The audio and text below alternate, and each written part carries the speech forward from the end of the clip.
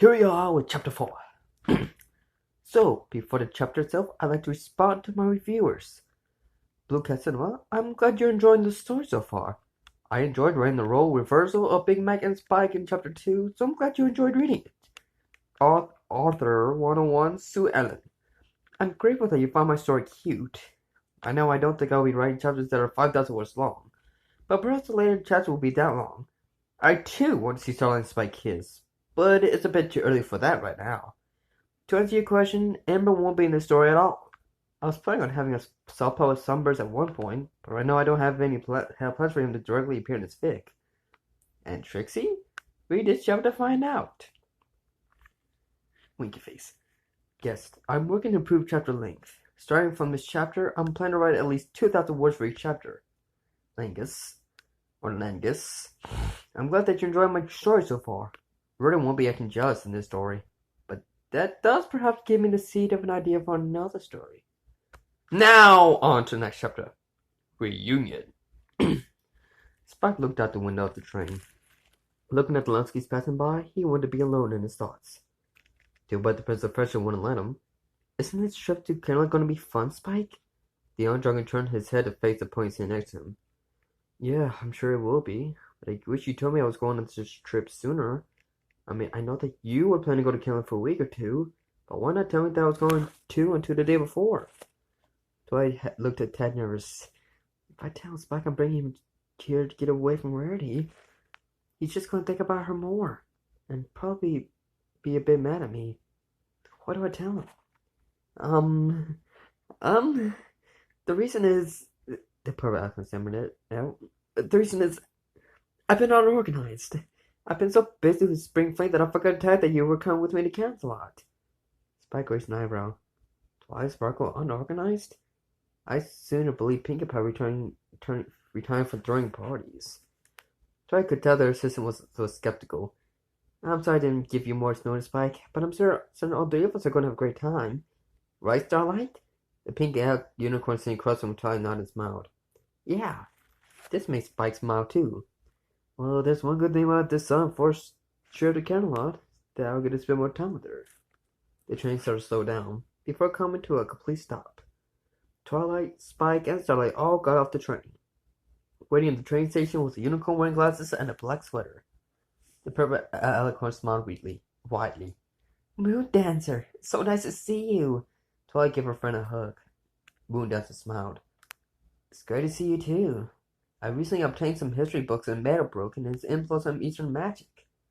Twilight had to fight not to squee. No way! That sounds like quite the read. Spike, doesn't that sound exciting? Oh yeah, reading books.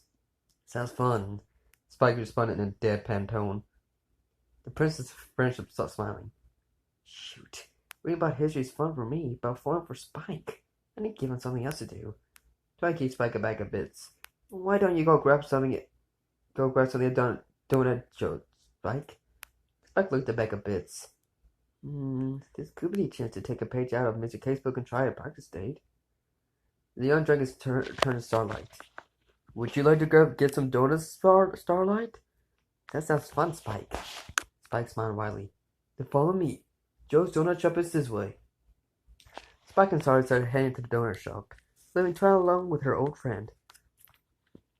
So, Twilight asked after a short and somewhat awkward silence. Where should we read?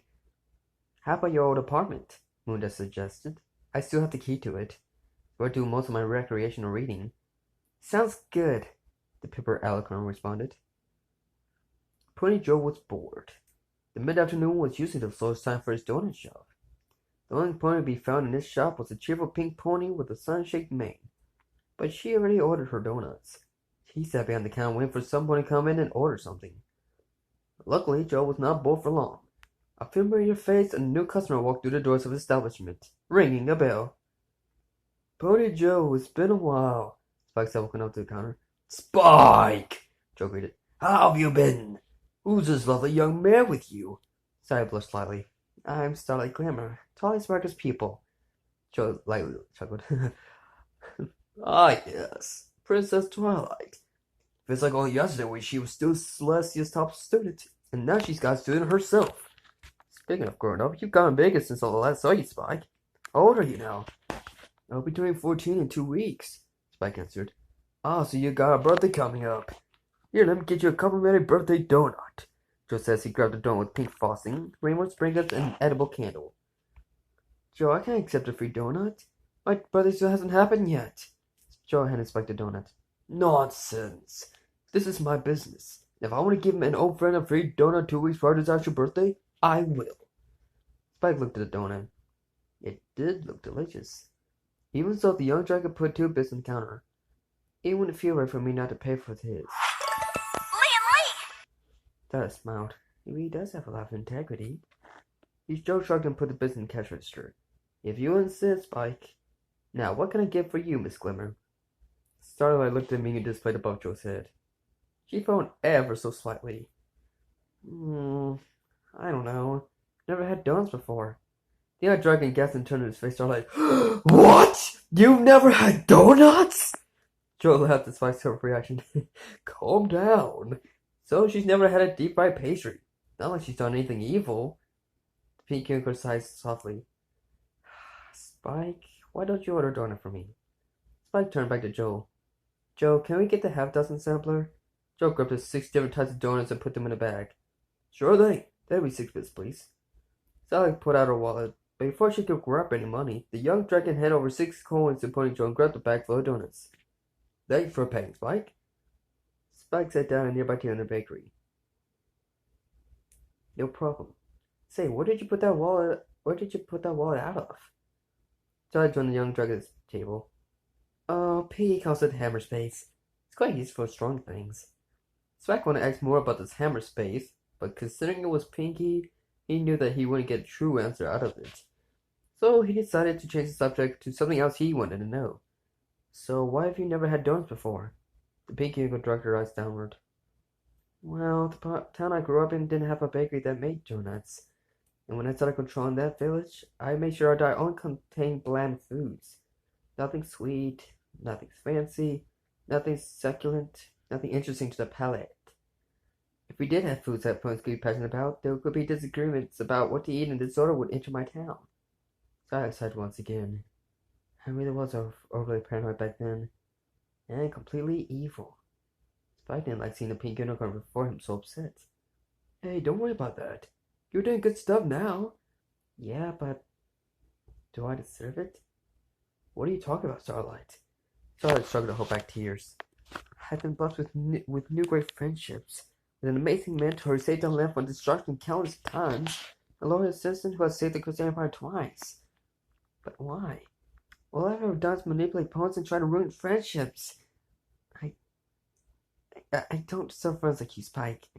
You, Twilight, the others have always saved the day, while all I've ever done is destroy it. Pink Unicorn started weeping softly. The young dragon struggled to come up with words that would comfort the one he cares so much for. Yet eventually, Spike looked Starlight right in the eyes and said, You haven't just done wicked stuff. Why, if it wasn't for you rekindling your friendship with Sunburst, then the Christian Empire would have been wiped out. You've been helping me out so much in my time of need, Starlight. You've saved my day a few times now. Starlight stopped crying and opened her mouth to say something, but Spike kept on going. Plus, I don't always save the day, and neither does Twilight or the rest of the game. We've made colossal mistakes in the past too, Starlight. You're in good company. This statement intrigued Starlight. What the best stuff you did? Spike continued. At least you never got so greedy that you started stealing items throughout Ponyville and then went on a rampage destroying the town. This shocked the Pink Unicorn. You? You destroyed Ponyville? Spike sighed slightly. Yeah. Sorry for sorrying so much. Do I need to apologize so much, Spike? Thanks. Anyway, I went crazy with greed, which triggered a premature dragon growth spurt. If it wasn't for Rarity, I'd probably still be a great giant monster.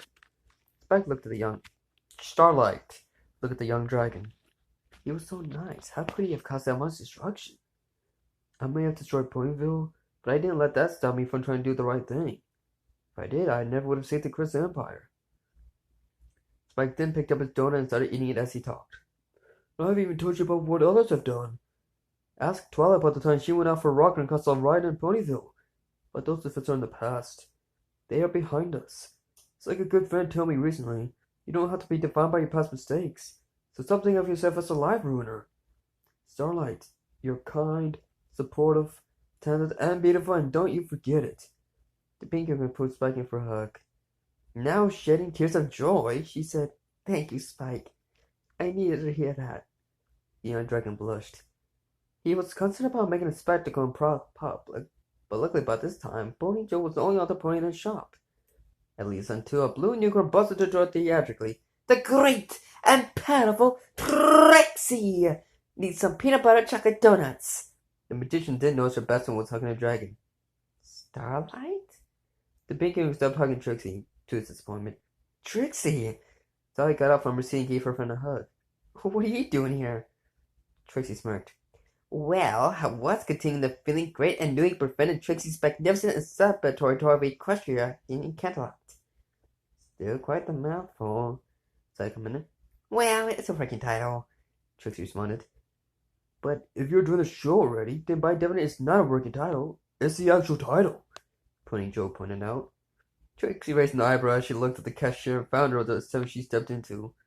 "I believe Trixie ordered some peanut butter chocolate cooked donuts." Joe's respecting shop running mode. "How many peanut butter chocolate donuts?" "Trixie would like half a baker's dozen." 6.5 donuts coming right up." Joe left his spot behind the cash register to grab the peanut butter chocolate donuts in the back of the shop. Trixie rolled her eyes. "As I was saying, before I was so rudely interrupted, I performed here in Canterlot yesterday, and my next show in Philadelphia isn't until next week, so I'm checking out the city for the next few days. I'm sorry for interrupting your date." "Wait, what?" Starlight asked. Trixie continued speaking. "I expect to see you in an interspecies relationship. But don't worry, I'm not a judgmental pony." "Interspecies relationship? Spike and I are just friends," Sal responded. "Well, looks like I fell for another pony who will never love me back," Spike thought to himself. "Sorry, I didn't say that," the other part of Spike's mind shot back. "She just told you that we're just friends because right now we are only friends. But that doesn't automatically mean that she'll never be interested in a more romantic relationship." Trixie chuckled. "My bad. So what are you doing here in Canterlot?" "Well, Twilight's visiting an old friend here and brought Spike here along with her. I decided to tag along," Starlight explained. Pony Joe returned with a bag full of the chocolate frosting and peanut butter flavored pastries that Trixie had ordered. The stage magician gave Joe 6 bits and joined Spike at the table. Starlight quickly sat back down to join her friends. Starlight finally grabbed one of the donuts that Spike ordered for her. Biting into a cookies and cream donut, the pinky unicorn smiled at the rich and creamy flavor as it greeted her palate. "This is really good, Spike." "That's Joe for you," Spike said. "There are tons of places to get food here in Canterlot, but when it comes to sheer delicious, you can't top these donuts." "That's right," Sal responded. "You grew up in the city, Spike. You would know a lot about it." Trix was munching a peanut butter chocolate donut when this thing caught her attention. "Oh, you grew up here, little dragon? Did you get Trixie here and her #1 assistant a tour?" Spike blinked. "As in all 3 of us?" "That's what Trixie said," the magician responded bluntly. The young dragon looked slightly nervous. "Well, you see, do you have a problem with Trixie?" Trixie asked. "Oh, no!" Spike yelled instantly. "Oh, no, no, no, no, no, no, no! No problem! No problem whatsoever! Not at all!" Trixie raised her eyebrow. She almost asked Spike why he was so nervous, but ultimately decided to continue eating her donut instead. "That does sound like fun," Starlight said. "The last few times I was in Canterlot, I was too busy really to see the sights." "Busy doing what?" Trixie asked. Plotting revenge against Twilight?" Starlight responded. Trixie smirked.